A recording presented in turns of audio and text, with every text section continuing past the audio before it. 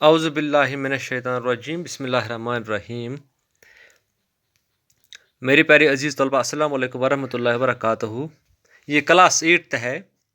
Page number یہاں کھول کے آپ کتاب پہ دیکھیں، یہ 90 پیج نمبر ہے، اردو کی 8ویں کتاب، یعنی اردو کی 8ویں کتاب آپ کھولیے۔ کل ہم نے ایک سبق پڑھا ہے، آج ہم پھر پڑھیں گے۔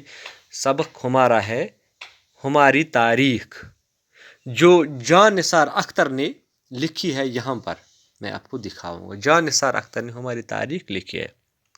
اس میں پھر رپیٹ کروں گا، کل کا ایک جو پہلا بند تھا وہ میں پھر رپیٹ کروں گا، اس کے بعد ہم نیچے جائیں گے۔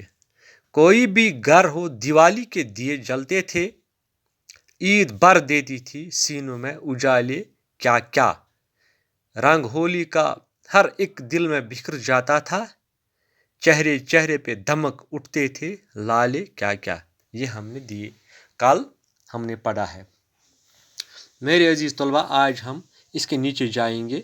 اجنبی ہاتھوں نے لکھی تھی جو تاریخ تری، یہ جان نثار اختر کہتا ہے، فرماتے ہیں اپنی نظم جو اس نے تیار کی ہے بہت محنت کے ساتھ، ہماری تاریخ، اس میں یہ لکھتے ہیں اس کو کیا نام دیں سوچی ہوئی تہمت کے سوا۔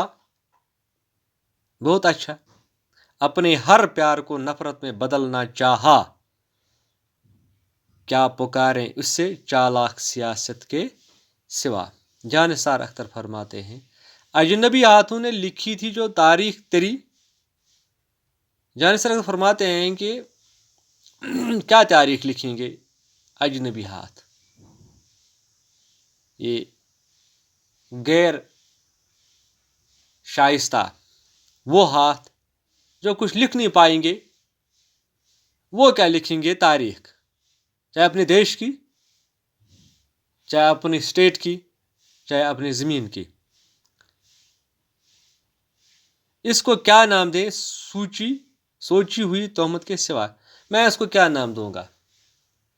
میرے خیال میں اس کو ایک سوچی ہوئی تہمت کے سوا اور کچھ نام نہیں دیں گے اس تاریخ کو، ان حروف کو، کیونکہ میری بس کی بات نہیں ہے کہ میں اپنے قلم سے کچھ لکھوں گا تاریخ کے بارے میں، اپنے ملک کے بارے میں۔ اس کو ایک الزام ہی سمجھیں گے، میں کچھ نہیں لکھ سکتا ہوں۔ اپنے ہر پیار کو نفرت میں بدلنا چاہا، میں نے اس پیار اور محبت کو بہت کوشش سے لکھا اور نفرت میں بدلنا چاہا، میری چاہت تھی، لیکن کیا پکاریں اس سے چالاک سیاست کے سوا۔ لیکن اس کو میں کیا پکاروں گا ایک چالاک سیاست کے بغیر۔ یہ آج کا ہمارا موضوع تھا، درجے 8 کا۔ تو انشاءاللہ کل ہم پھر ملیں گے اسی وقت، تب تک کے لیے خدا حافظ۔